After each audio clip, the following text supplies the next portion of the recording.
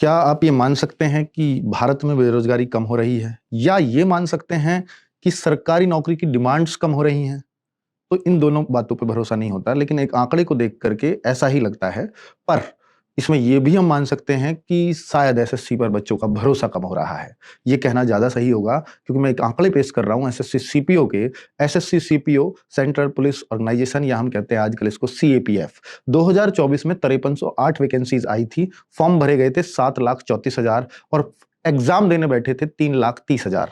यानी 45% अटेंडेंस रही और कंपटीशन रहा। 62 बच्चे एक सीट के लिए लड़ रहे थे।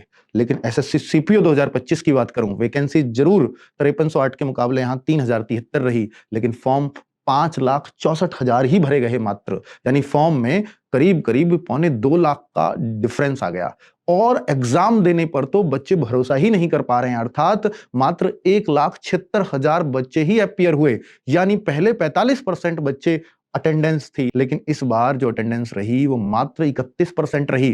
कंपटीशन देखें तो पिछली बार से वो भी काफी घट गया, चाहे वैकेंसीज के हिसाब से भी देखें तो भी कंपटीशन उससे भी डाउन है। यानी पहले 62 बच्चे पर सीट के लिए थे, लेकिन इस बार 57 बच्चे पर सीट के लिए ही इस पे फाइट कर रहे हैं। अर्थात उन बच्चों के लिए बहुत ही खुशखबरी वाली बात है जिनका सीपीओ प्रीलिम्स क्लियर हो जाएगा और वो फिर फिजिकल और फिर मेंस में बैठेंगे, तो उनके सिलेक्शन के चांसेस इस बार काफी ज्यादा रहेंगे। लेकिन एसएससी को इस बात पर ध्यान देना होगा कि वो उससे बच्चों का भरोसा उठ रहा है। Thank you.